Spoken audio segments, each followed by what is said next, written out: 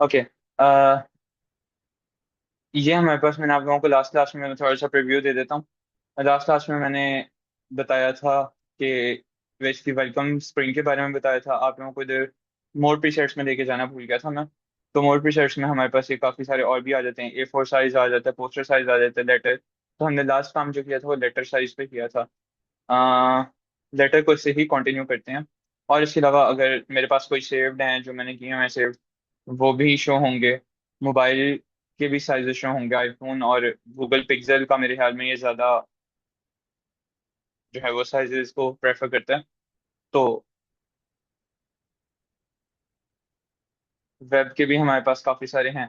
अब इलस्ट्रेटर सिर्फ और सिर्फ इलस्ट्रेशन के लिए नहीं, बल्कि जो हमारे पास हम UI UX बनाते हैं ना, उसके लिए बेशक एडोबी ने एडोबी XD का सॉफ्टवेयर, मेरे ख्याल में XD है शायद, हाँ XD का सॉफ्टवेयर दिया हुआ है। मगर एडोबी XD में भी हम काफ़ी सारे डिज़ाइन, XD में हमारे पास इतनी सारी ऑप्शंस नहीं आती। तो उसमें भी काफ़ी सारे डिज़ाइन जो हैं वो हम AI से, मतलब एडोबी इलस्ट्रेटर से इंपोर्ट एक्सपोर्ट करवा के तो उधर इंपोर्ट करते हैं। ठीक है। तो हम इस पे UI UX भी कर सकते हैं, UI डिज़ाइन भी बना सकते हैं। ठीक है।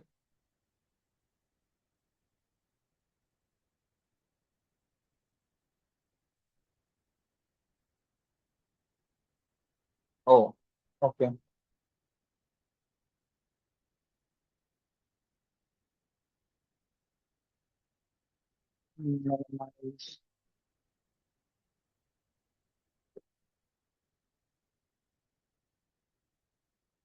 ओके, अब स्क्रीन शेयर हो रही है ना?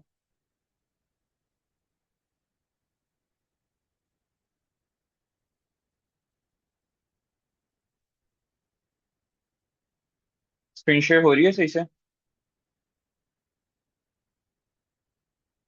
हाँ दाऊद, एडोबी XD जो है वो तकरीबन सिमिलर है सिग्मा फिग्मा से। मगर उसका इंटरफेस वगैरह और वो मेरे हाल में मैंने खुद यूज़ किया हुआ है। वो मुझे फिग्मा से ना ज़्यादा इजी लगता है। शायद मैं शुरू से एडोबी के इंटरफेस से फेमिलियर हूँ, तो शायद इस वजह से भी मुझे ना वो ज़्यादा इजी लगता है। खैर, अच्छा आज हम देखते हैं कि ना हमने लास्ट इसके बारे में, शेप टूल के बारे में पढ़ा था। आज थोड़ा पेन टूल को देखते हैं। और ये मैजिक पेन टूल, ये मैं आपको इसका एडोबी इलस्ट्रेटर में वैसे कोई काम नहीं है। हाँ, इसमें बस ये मैं आपको ओवरव्यू दे देता हूँ कि इसमें जो सेम प्रॉपर्टीज वाली चीजें हैं ना, हम उनको सिलेक्ट कर सकते हैं। ठीक है। जो सेम प्रॉपर्टीज वाली चीजें होंगी, हम उनको सिलेक्ट कर सकते हैं। जैसे कि अब मैंने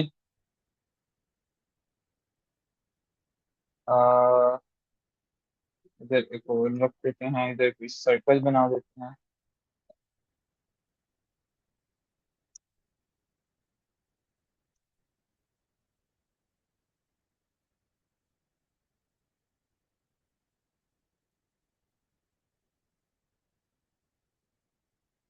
ये आप देखो, अब इसने क्या, किस बेसिस पे सिलेक्ट किया? क्योंकि मेरे पास सारों की ही वाइट फिल थी और स्ट्रोक वेट भी सेम था। तो इस वजह से उसने उसी की बेसिस पे जो है वो मेरे पास सबको सिलेक्ट कर लिया। अब अगर मैं,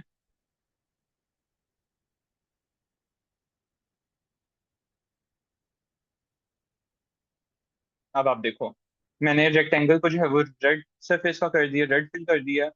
और सर्कल्स दोनों को वाइट रहने दिया।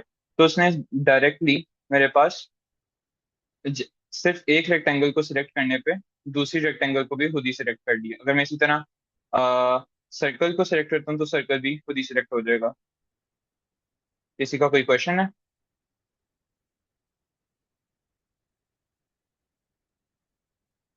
And tool helps you in illustration with similar colors and property in my opinion। जी जी, बिल्कुल आप सही कह रहे हो। आई थिंक अब आपको पहले से थोड़ा आइडिया है। आप बिल्कुल सही कह रहे हो, मैजिक पॉइंट टूल इसी के काम आता है। सेम प्रॉपर्टीज वाले जो है ना चीजें, उनको सिलेक्ट करने के लिए ये यूज होता है। अच्छा, अब इसका सिंपल यही था। अब इसका थोड़ा सा मैं आप लोगों को और भी बताऊंगा, इसका एक और जगह भी यूज होता है। हम जल्दी से ना पहले, एक बहुत इंटरेस्टिंग सी चीज़ है, पाथ फाइंडर्स। उनसे हम बहुत कुछ बना सकते हैं। अब जैसे मैं इसको ना फिल कलर दे देता हूँ।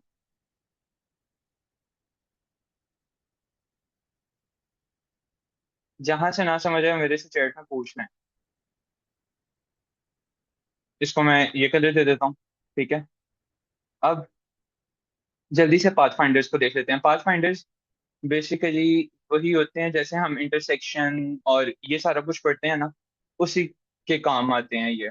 दो शेप्स या दो से ज्यादा शेप्स को हमने आपस में यूनाइट करना है, माइनस करना है जो फ्रंट पे चीज है उसको, या जो इंटरसेक्शन, इंटरसेक्शन का मतलब क्या होता है, कॉमन पार्ट को हम रख लेते हैं और जो अनकॉमन पार्ट होता है उसको हम साइड पे कर देते हैं या डिलीट हो जाता है वो। ठीक है। और एक्सक्लूड, हमारे पास जो एक्सक्लूड हुआ होता है, जो कॉमन होता है वो निकल जाता है, और जो एक्सक्लूड होता है, जो कॉमन नहीं होता, वो हमारे पास रह जाता है। अब इसकी इनकी बारी बारी में एग्जांपल दे देता हूँ। इसको मैं थोड़ा सा ना इसको भी डिफरेंट कलर दे देता हूँ ताकि व्हाइट बोर्ड का ना कलर के साथ ब्लेंड ना हो। तो मैं कर देता हूँ लेट्स ग्रीन कलर। ठीक है। अब मैं इन दोनों को सिलेक्ट करता हूँ और माइनस फ्रंट करूंगा तो आप देख सकते हो मेरे पास एक ये शेप बन जाएगी। ठीक है। और माइनस फ्रंट किया अभी मैंने, यूनाइट करता हूँ तो ये दोनों आपस में। अच्छा, अब इसकी एक ये चीज है कि जो फ्रंट पे शेप होगी ना, जैसे अब ये फ्रंट पे शेप है, ये कलर फ्रंट पे था मेरे पास, वही मेरे पास उसी का कलर मेरे पास बैक वाली शेप पे भी आएगा। ठीक है। यूनाइट करने पे फ्रंट वाली शेप का कलर ही बैक वाली शेप पे भी आएगा। अगर मैं चाहता हूँ बैक वाली शेप का, तो इसको आप फ्रंट पे ले आओ। ठीक है। आ,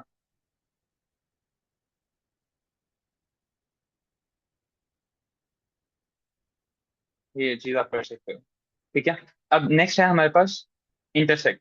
इंटरसेक्ट में आप ये देखो, और इससे नो डाउट बहुत मजे मजे की चीजें बनती है। इंटरसेक्ट शेप मोड्स में से मुझे बहुत इंटरेस्टिंग लगता है, क्योंकि ये हमारे हमें काफी हेल्प आउट करता है काफी इंटरेस्टिंग शेप्स बनाने में। अब जैसे आप ये देखो, अब मैं इसकी एक और एग्जांपल ना मैं सही से दे देता हूँ। लेट्स से मैं अ, इसी सर्कल में से ना एक और ऊपर रख लेता हूँ इस पे। ठीक है। अब इन तीनों को मैंने कर लिया, इंटरसेक्ट किया, select two overlapping parts.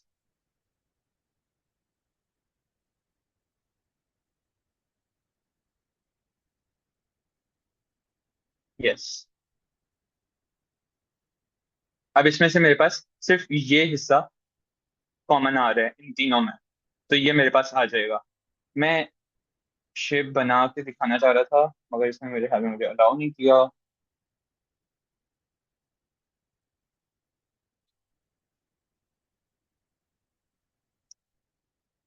The filter produce no results, please select two overlapping parts.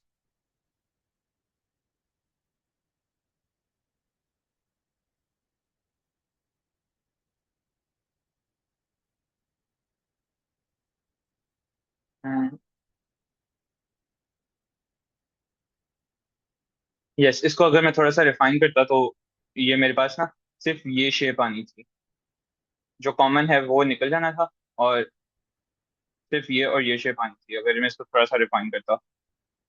तो बहरहाल, इसमें कोई मसला, हमारे पास यूनाइट जो होता है वो सारी शेप्स को यूनाइट करने में काम आता है, मिला जैसे हम कंपाउंड करते हैं। माइनस फ्रंट, फ्रंट वाली शेप्स को माइनस करने में, फ्रंट वाली शेप्स को माइनस करने में। तो यस, ये आप देखो, ये चीज मैं बनाना चाह रहा था। इंटरसेक्ट भी वैसे ये एक्सक्लूड से आपको आपने देखा होगा, एक्सक्लूड और माइनस फ्रंट से हमारे पास डिफरेंट रिजल्ट्स जो थे वो आए थे। इन शेप मोड्स में कोई इशू। अच्छा, अब आपने एक चीज नोटिस की होगी कि इस विंडो में शेप मोड्स डिफरेंट हैं, पाथ फाइंडर्स डिफरेंट हैं, लेकिन काम तकरीबन सबका सेम ही होता है। ठीक है। शेप मोड्स में भी अक्सर वही टूल्स हैं जो पाथ फाइंडर्स में है हमारे पास। किसी का कोई क्वेश्चन है? तो can you read the last one? Okay. Last one मैंने माइनस ये एक्सक्लूड बताया था। एक्सक्लूड में हमारे पास, आप देखो, एक्सक्लूड का आप आगे देख सकते हो लाइन के, compound create a compound shape and exclude overlapping shapes, shape areas. जो मेरे पास ओवरलैप कर रहे होते हैं ना, जैसे मेरे पास बैक पे बड़ा सर्कल था और आगे दो छोटे सर्कल थे। दो छोटे सर्कल जो थे वो मेरे पास बैक वाले सर्कल के साथ ओवर सर्कल के साथ ओवरलैप कर रहे थे। ठीक है। तो मेरे पास ओवरलैपिंग शेप्स जो थी वो डिलीट हो गई हैं, और जो बाकी पोर्शन था वो मेरे पास रह गया।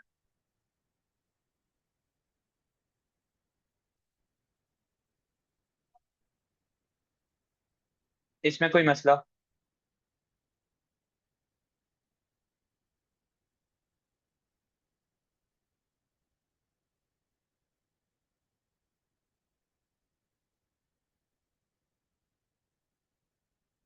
इसमें कोई भी इशू है तो बता दें। मैं क्लियर है?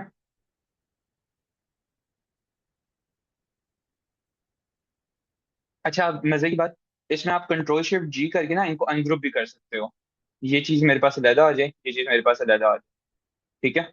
तो आप एक ये इस तरह का कोई, इससे बहुत ज्यादा, इससे बहुत सारे लोगोज बन सकते हैं। मैंने कल रात को एक वीडियो सेंड की थी इंस्टाग्राम, उसमें भी सेम यही टेक्निक यूज की हुई थी।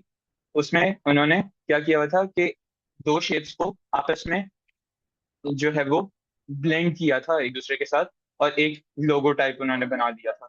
तो वो इंस्टाग्राम की वीडियो लाजमी देखना। इस तरह का कंटेंट मैं आप लोगों के साथ ग्रुप में शेयर करता रहा करूंगा, ताकि आप लोगों को थोड़ा बहुत इनोवेटिव आइडिया मिलता रहा करे। क्योंकि अब ये, मैं फिर वही बात, ये इन 9 या 10 सेशंस में मैं आप लोगों को क्या ही करवा सकता हूँ।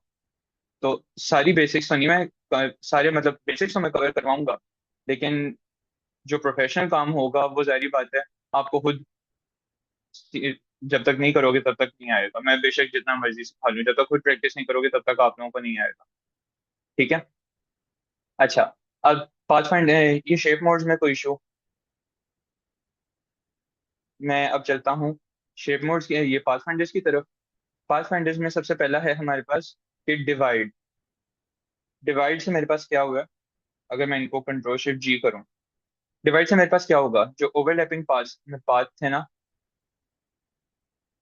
वो सारे आपस में अलग अलग हो जाएंगे। तीन सर्कल्स से मेरे पास एक दो तीन चार, चार शेप्स अलग अलग बनेंगे। मगर एक चीज आप लोगों ने नोटिस की होगी, किसी का भी कलर एक दूसरे के साथ ब्लेंड नहीं हुआ। मैंने माइनस फ्रंट शेप मोड्स में मैंने माइनस फ्रंट यूज किया, सब में ना फ्रंट वाली शेप्स के कलर्स आपस में ब्लेंड हो रहे थे।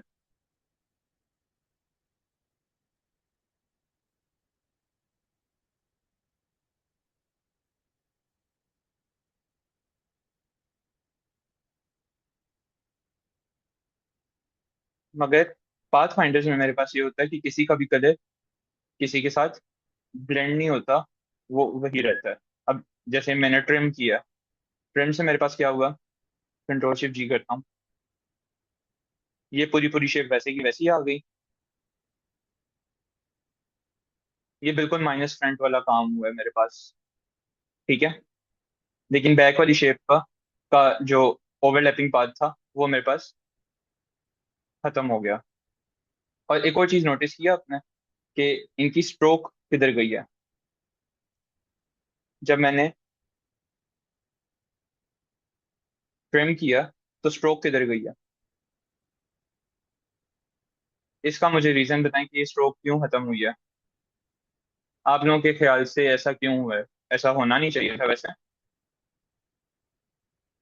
ऐसा क्यों हुआ है?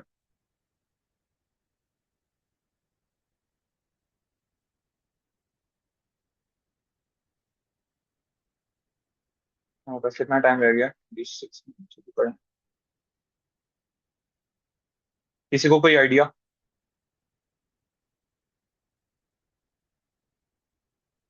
दाऊद, आपको आइडिया है कि ऐसा क्यों हुआ?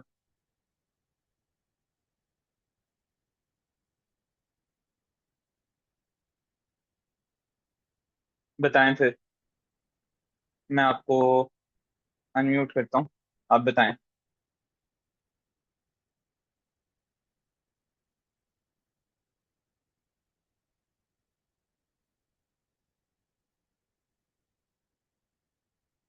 दाऊद, मैं आपसे कह रहा हूँ कि आप अनम्यूट करें अपने आप को।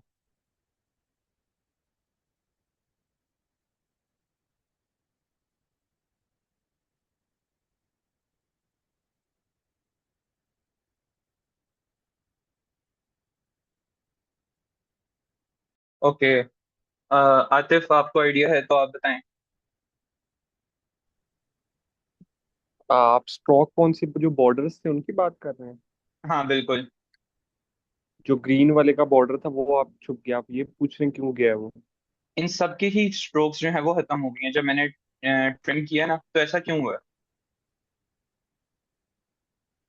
इन स्ट्रोक सब से मुझे समझ नहीं आई, मैं भी ऐड हुआ हूँ रिसेंटली। स्ट्रोक्स स्ट्रोक मेरे आप किसको पास, कह रहे स्ट्रोक्स ही आउटलाइन होती हैं। हैं? जी जी। तो मैं कह रहा हूँ जैसे ही मैंने ट्रिम की ऑप्शन को किया ना, पहले आप देखो, इनकी आउटलाइन सबकी ही नजर आ रही है फ्लैट। जी। जैसे ही मैंने ट्रिम किया, तो इनकी जो आउटलाइन है वो खत्म हो गई हैं। ऐसा क्यों? इंटरेस्टिंग।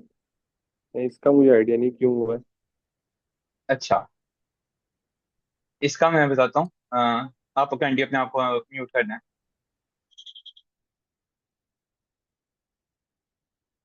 इसका ये सीन है कि क्योंकि हमारे पास शेप मोड्स और पाथ फाइंडर्स डिफरेंट हैं। शेप मोड्स में आपने हर एक में देखा था, उनकी स्ट्रोक्स को बिल्कुल भी वो उनकी स्ट्रोक्स जो है वो बिल्कुल खत्म नहीं थी हुई। आ, इसका क्या मैसेज आया है? क्योंकि इनका बॉर्डर ट्रिम हो गया एंड अब न्यू बॉर्डर है फुल शेप पे। एग्जैक्टली, बिल्कुल सही कह रहे हो। ये दाऊद का मैसेज आया ग्रुप में, ये इसमें चैट में, कि क्योंकि इनका बॉर्डर ट्रिम हो गया है एंड अब न्यू बॉर्डर है फुल शेप पे। अब अगर मैं फुल शेप पे स्ट्रोक अप्लाई करूंगा, तो वो सबकी एक ही स्ट्रोक शो होगी। अगर मैं इनके ऊपर स्ट्रोक अप्लाई करूं, तो आप देखो, सबकी स्ट्रोक एक साथ ही शो हो रही है। ठीक है, इसमें कोई इशू?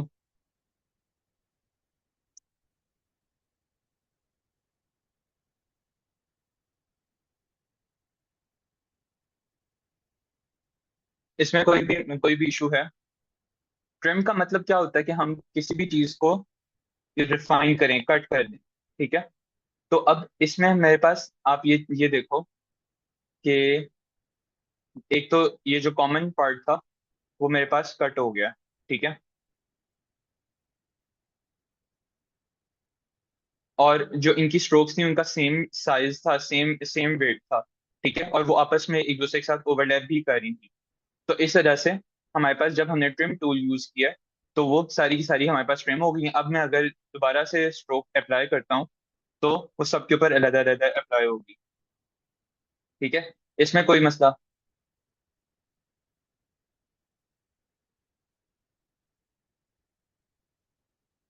नेक्स्ट टूल्स पे आते हैं, पाथफाइंडर्स पे। मर्ज का सेम यूनाइट वाला सीन है कि वो एक के साथ मर्ज हो जाएंगे। मैं इसको कंट्रोल जी करता हूँ दोबारा।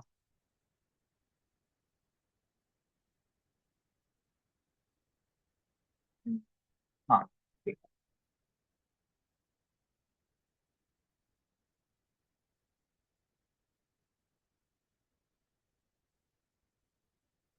लेकिन मैं बार बार जब भी ये चीज कर रहा हूँ ना, कि पाथफाइंडर्स में एक ये देखें कि इनके नेम की तरह पाथ फाइंडर्स, आपको पाथ फाइंडर्स के नेम से क्या लग रहा है कि ये हर पाथ का, हर एक शेप का पाथ खुद डिटेक्ट करते हैं, और शेप को उस हिसाब से, उस पाथ फाइंडर मोड के हिसाब से ब्लेंड कर देते हैं, तीन शेप्स को, चार शेप्स को, जितनी मर्जी आप शेप्स में।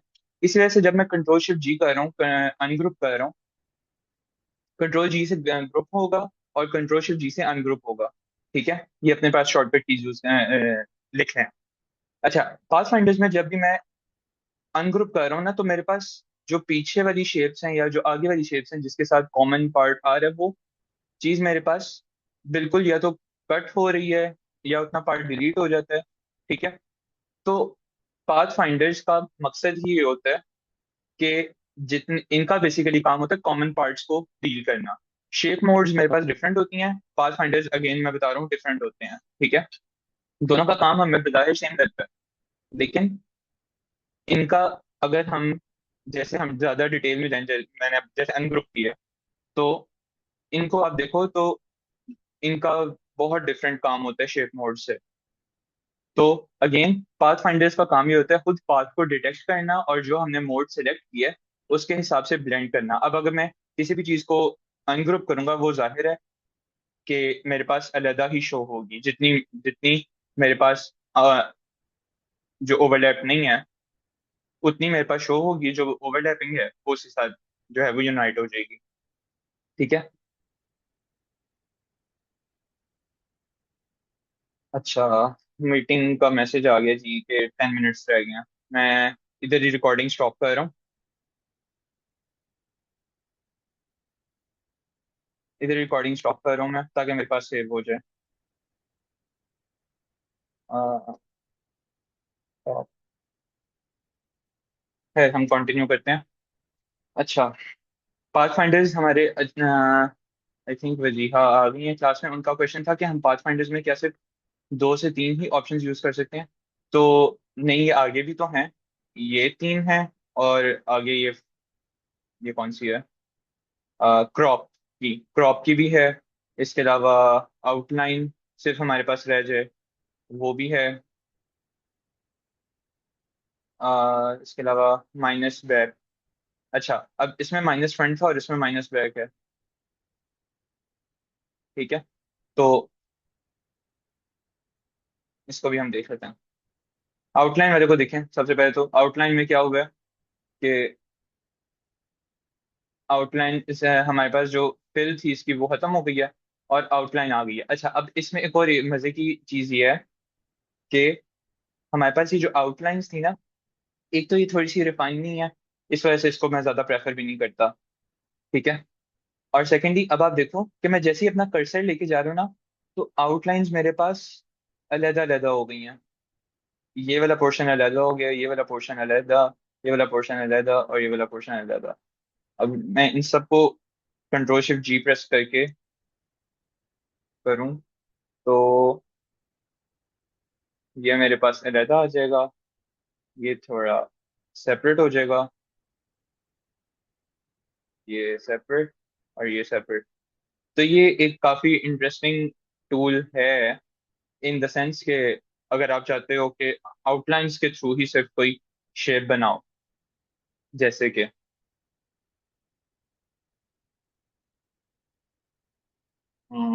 इसमें मेरा नहीं यार कोई ऐसी शेप बन सकती है।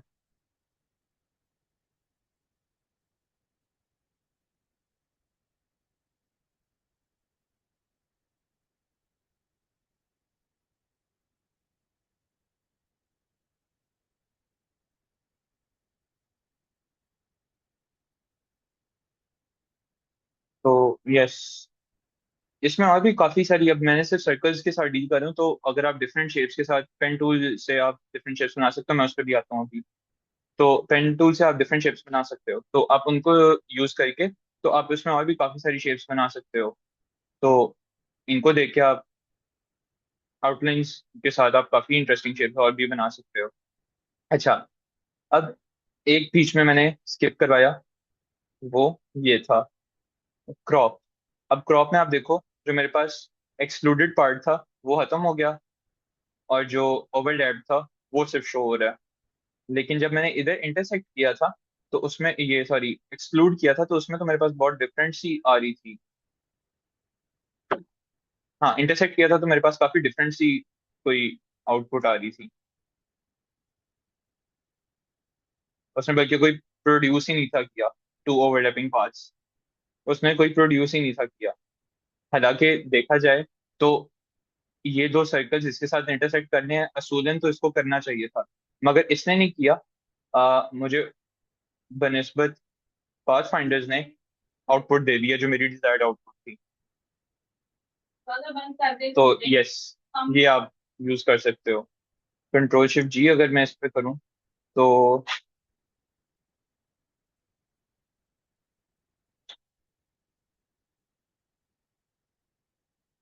ये आप देख सकते हो कि इसमें मेरे पास मेरी जो डिजायर्ड आउटपुट मैं एक्सपेक्ट कर रहा था शेप मोड से, मगर शेप मोड्स नहीं मुझे दी, मुझे उल्टा पाथ फाइंडर्स ने दिया।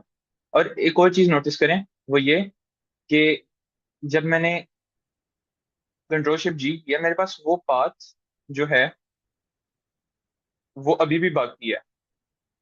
ये मुझे कैसे पता लगा? अभी आप लोगों ने ये भी चीज देखी होगी, ये देखें, ये पाथ मेरे पास अभी भी है।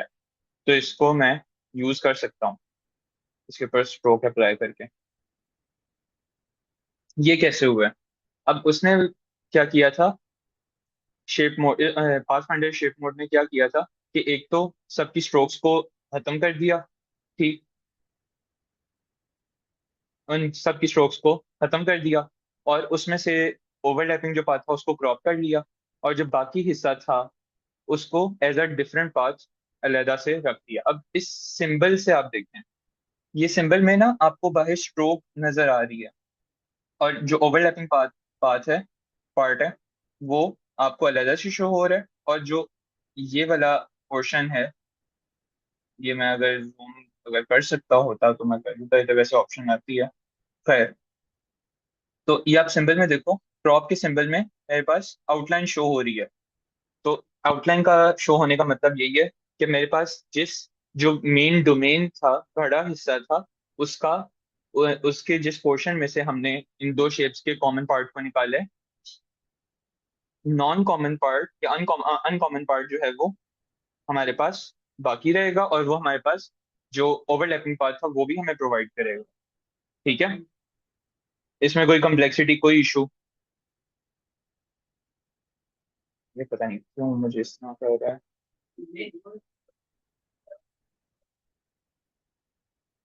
मुझे काइंडली बताएं, स्क्रीन रिकॉर्डिंग ऑन है कि आप लोगों को कैसे पता रहेगा?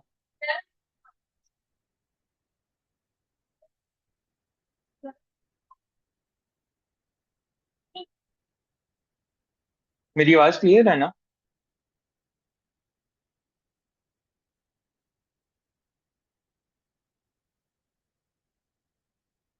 पता नहीं क्यों मेरे पास ना कंट्रोल्स नहीं शो हो रहे।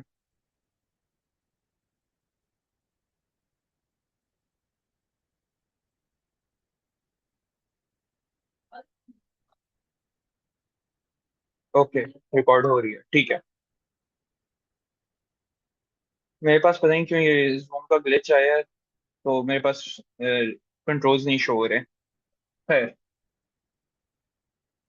अच्छा, पाथ फाइंडर्स मैंने अभी आप लोगों को कंप्लीट करा दिया। माइनस बैक का हम देख लेते हैं। माइनस बैक से भी इसने यही किया कि बैक वाला हिस्सा मेरे पास डिलीट कर दिया, और जो कॉमन पार्ट था उसको भी खत्म कर दिया। अगर मैं इन शेप्स को फ्रंट पे ले आऊं तो क्या होगा?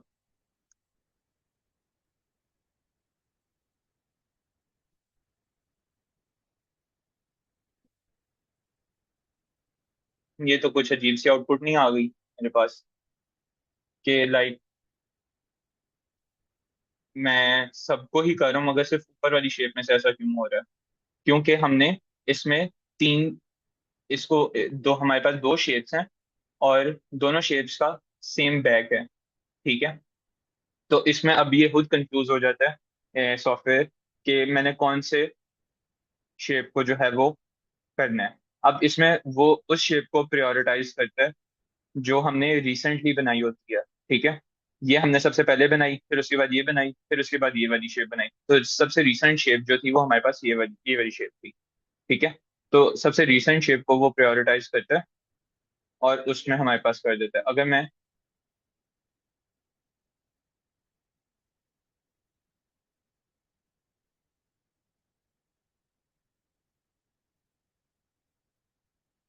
ये मैं कहीं से भी सिलेक्शन लूँ, बस उसी शेप को कर है। अब इसका एक ऑप्शन, एक हमारे पास ये हो सकता है कि हम इन दोनों को एक साथ सिलेक्ट करें। ठीक है। अच्छा, इस विंडो में ये जो थ्री डैशेस बनी हुई है ना, इनको क्लिक करके मेक कंपाउंड शेप। ठीक। अब मैं अगर इनको करूं,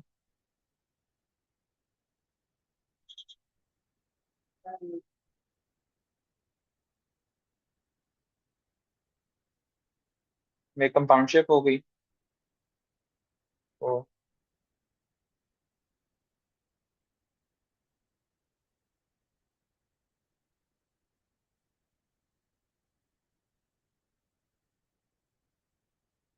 हम्म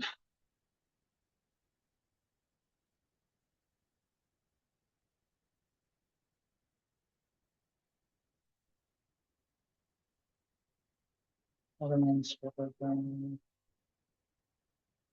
रिड्यूस कंपाउंड शेप और सिर्फ इसको रखते हैं,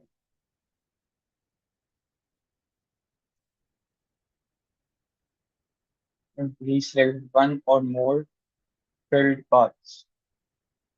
भाई मैंने ये भी तो किया हुआ है। तो यस, ये सिर्फ टू शेप्स के साथ करता है डील। ठीक है। हम बेशक जितनी मर्जी शेप्स को कर लें, उसने सिर्फ दो शेप्स को ही डील करना है। ठीक है। तो माइनस बैक और माइनस फ्रंट दोनों एक दूसरे के ऑपोजिट हैं। इसमें शेप मोड्स में हमारे पास कम ऑप्शंस आती हैं और इनका रिजल्ट भी हमारे पास डिफरेंट होता है। पाथ फाइंडर्स में हमारे पास ज्यादा ऑप्शंस आती हैं और ये पाथ्स को डील करते हुए जो है वो शेप्स को मर्ज करता है या ब्लेंड करता है एक दूसरे के साथ। ठीक है। इसमें कोई मसला, इस पूरे विंडो, इस पूरी जो पाथ फाइंडर की विंडो है, इसमें किसी भी टूल में कोई मसला आए तो मेरे से आप पूछें। कोई भी क्वेश्चन है तो पूछना मेरे से।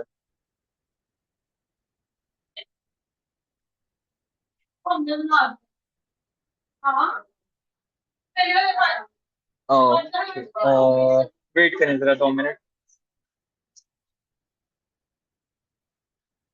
या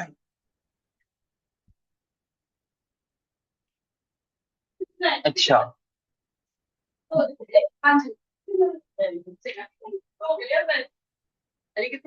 अंदर करें।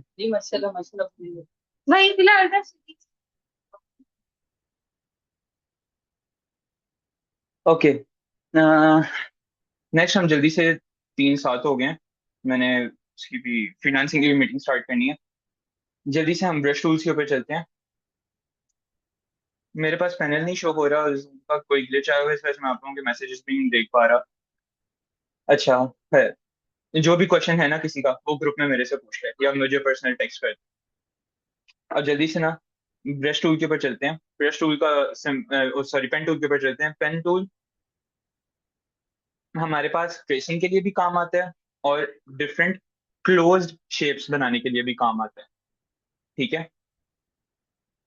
अब इसको अगर मैं सिंपल, मेरे पास यही नहीं है कि मैं इसको सिर्फ पॉइंट्स बनाने के लिए यूज कर सकता हूँ, नहीं। अगर मैं इसको चाहता हूँ कि कर्व्ड लाइन बनानी है मैंने, तो मैं पहले एक पॉइंट लगाऊंगा। ठीक है। फिर दूसरा पॉइंट लगाने के लिए दूसरा पॉइंट लगा के मैंने माउस के जो लेफ्ट बटन है उसको छोड़ना नहीं है, उसको ड्रैग करूंगा किसी भी डायरेक्शन में, तो मेरे पास एक कर्व लाइन बन जाएगी। ठीक है। और इसको मैं जितना मर्जी ड्रैग करूं तो मेरे पास उसके हिसाब से उतनी मेरे पास कर्व ज्यादा होती रहेगी। ठीक है। वैसे तो इसके लिए ये कर्वेचर टूल भी है, लेकिन वो ज्यादा ऑथेंटिक है, बजाय आप इसके ये यूज करो, आप कर्वेचर टूल भी यूज कर सकते हो। अच्छा, अब मैं ये चीज मैंने कैसे की, मैंने दूसरा पॉइंट लगा लिया मेरे पास, जब जब तक ये हैंडल्स, ये आपने देख, ये मैं दोबारा लगाता हूँ इसको, ये मैं दोबारा लगाता हूँ। अब मैंने ये जो आपको दो हैंडल्स शो हो रहे हैं, ये जो मूव कर रहे हैं कर्व के साथ साथ, मैंने लगा दिया। अब मैं चाहता हूँ कि मैं थोड़ा सा कर्व को मैनेज करूँ, तो ऑल्ट प्रेस करके आपने किसी भी एक हैंडल को उस डायरेक्शन में मूव करना है जिधर आप चाहते हो। और अच्छा, अब ये जो सेकंड हैंडल है इसका क्या काम था? ये सेकंड हैंडल हमारे पास दोनों हैंडल्स में से जो जिसको हम मैनेज कर रहे हैं उसको छोड़ के जो दूसरा हैंडल होता है ना, अ, उसकी डायरेक्शन में हमारे पास नेक्स्ट कर्व लाइन बनती है। दोबारा देखें। अब ये देखें, ये जो इस साइड पे जो मेरे पास हैंडल शो हुए ना, इसी की डायरेक्शन में मेरे पास दूसरी लाइन जो है वो स्टार्ट होगी। अब इसको मैं चाहता हूँ कि मैं यहां से नहीं, मैं थोड़ा सा करीब से स्टार्ट करूँ। तो इसको आप ऑल प्रेस करके आप इसको भी मैनेज कर सकते हो। ठीक है, इसमें कोई मसला। स्क्रीन रिकॉर्डिंग हो रही है अगेन। ग्लिच की वजह से मैं सॉरी, आप लोगों के मैसेजेस नहीं देख पा रहा। तो जो भी क्वेश्चन है वो मेरे से व्हाट्सएप पे पर्सनल या फिर ग्रुप में क्वेश्चन पूछना है। ठीक है। अब जो नेक्स्ट लाइन होगी ना, वो अगेन स्ट्रेट लाइन बनेगी। और अगर आप उसको चाहते हो कर्व करना तो ये लो, ये कर्व हो गई। ठीक है। अब मैं जल्दी से वाइंड अप कर रहा हूँ। कर्वेचर टूल हमारा रह गया, वो बस 1 से 2 मिनट में वो भी हो जाएगा। ठीक है। उसके बाद हम नेक्स्ट क्लास में, अब जो वेंसडे को अब सेशन होगा, तब तक के लिए आप लोगों के पास बहुत टाइम है, आप इसको प्रैक्टिस करें। और जो शेप टूल्स मैंने पाथ फाइंडर सिखाए, पाथ फाइंडर से लोगोज वगैरह जो बन सकते हैं, यूट्यूब से देखें या गूगल से देखें। गूगल पे आप सर्च करो ना लोगोज, तो आपको काफी बेसिक बेसिक लोगोज मिल जाएंगे जो आप लोगों को लगता होगा ना कि पाथ फाइंडर से बन सकते हैं। वो लोगोज आप बनाने की प्रैक्टिस करो, ताकि फाइवर पे कोई गिग तो अपलोड करो ना, कोई बेसिक सा लोगो आप डिजाइन कर सकते हो। फाइवर पे नेक्स्ट क्लास फाइवर की ही है, तो उसमें मैं आप लोगों को बताता हूँ कि उसमें आप लोगों ने कैसे अपनी टैगलाइन वगैरह सब कुछ मैनेज करनी है। मुझे दोबारा से सारा रिकैप देना पड़ेगा, क्योंकि काफी सारे मैंने देखा स्टूडेंट्स हैं ऐसे जो अभी दोबारा आए हैं क्लास में, नए नए आए हैं। तो उन पिछला पिछला लेक्चर मैं रिपीट करूंगा। ठीक है। अच्छा, तो वेंसडे तक के लिए आपके पास बहुत टाइम है। प्रैक्टिस करते रहो, साथ साथ प्रैक्टिस के बगैर लिटरली इन सेशंस का कतई कोई फायदा नहीं। ठीक है, जब तक आप प्रैक्टिस नहीं करोगे। तो बस ठीक है, आज के लिए इतना बहुत है। आज मैंने आप लोगों को पाथफाइंडर सिखाए हैं और पेन टूल का बताया कि पेन टूल से हम कैसे कर्व लाइन और स्ट्रेट लाइन बना सकते हैं। ठीक है। तब तक के लिए अब 3 मिनट्स रह गए हैं नेक्स्ट सेशन में, तो 3 मिनट्स ब्रेक कर लें। ठीक है। ओके, मीटिंग लीव कर सकते हैं।